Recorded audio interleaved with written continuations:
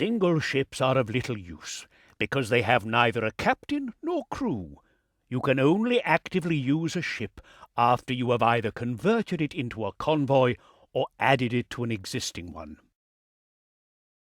To add a ship to an existing convoy, both convoy and ship must lie at anchor in the same port, and the convoy must be selected. Then you can enter the harbour master's office. Here the harbour is displayed on the left, with the selected convoy on the right. You can now add the ship to the convoy by selecting it on the left. The free ship is now gone from the harbour, as only the largest ship in a convoy is shown. Your convoy now has 2 ships. The cargo space and number of cannons have increased accordingly. The convoy display is divided into different areas.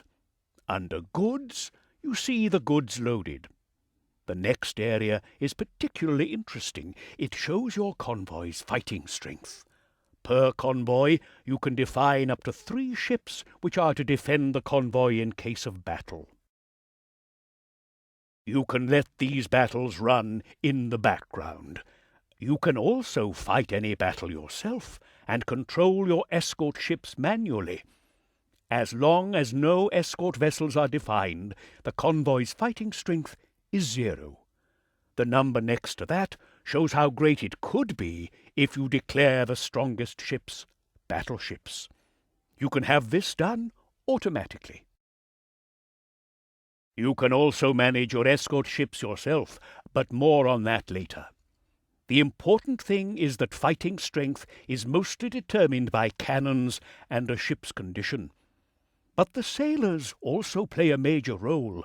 Your cannons reload fastest when your convoy has at least 4 sailors available per escort ship cannon. This will maximize your convoy's fighting strength. Whenever you meet another convoy on the chart, you can immediately see its fighting strength. This way, you can estimate how good your chances against that convoy would be. One more thing. The captain area lets you see how much your convoy costs per day. Every ship requires a certain upkeep, from which the captain and crew are paid. There are also additional costs for any additional sailors hired. This overview also shows you what experience your captain has. Captains automatically learn more when they perform certain tasks. For example, if a captain is often embroiled in naval battles, his battle experience increases. There are also extra teachers for captains in the Caribbean, whom you will sooner or later meet in the city taverns. They will train your captains for a fee.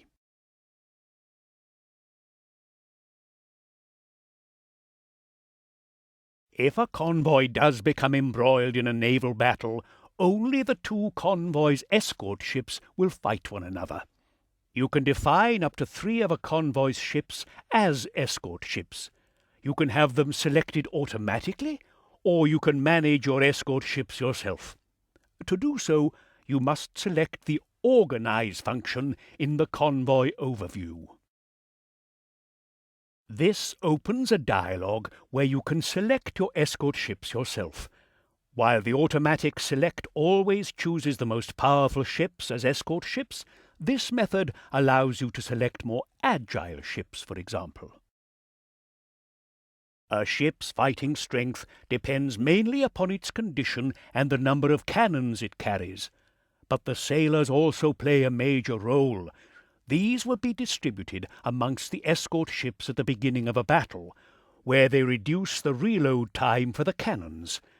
This is shortest when at least 4 sailors are available per cannon. Such convoys, therefore, have a greater fighting strength.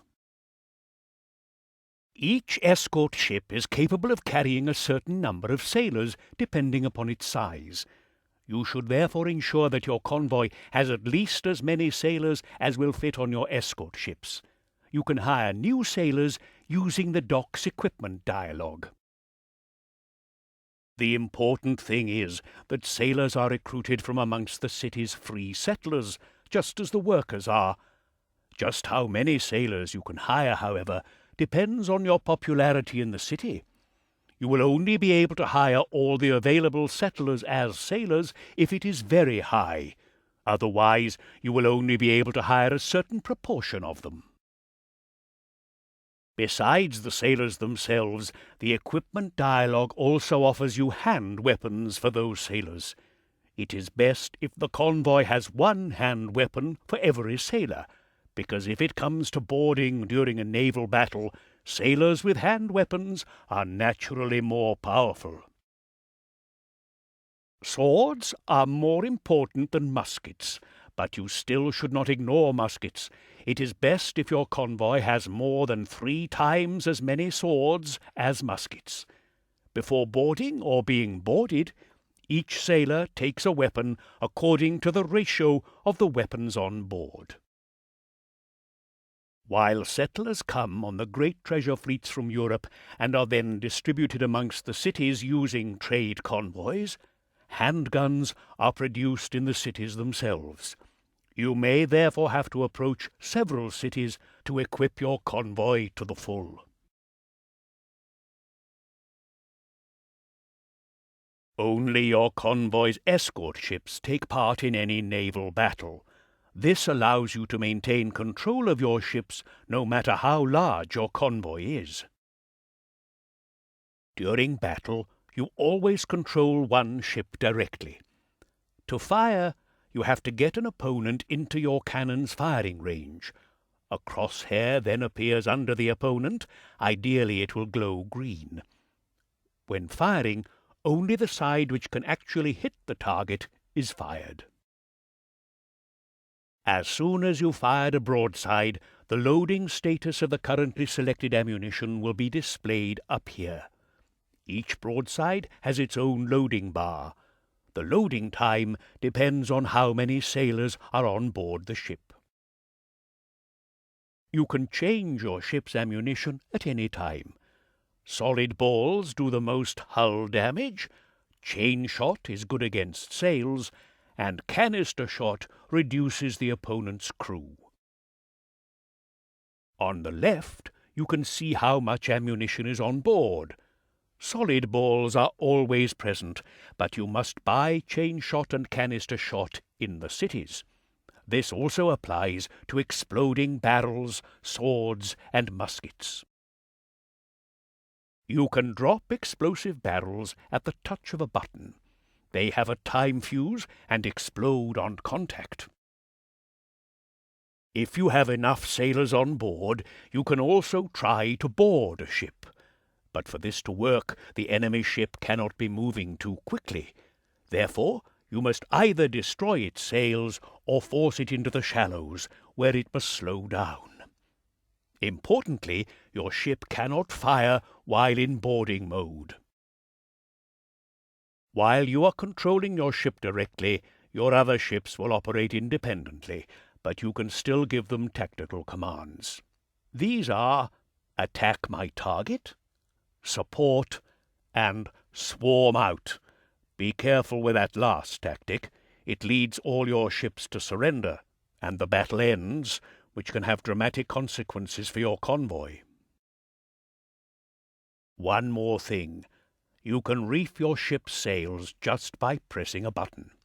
This will slow your ship and give it a tighter turning radius, which can sometimes give you a tactical advantage.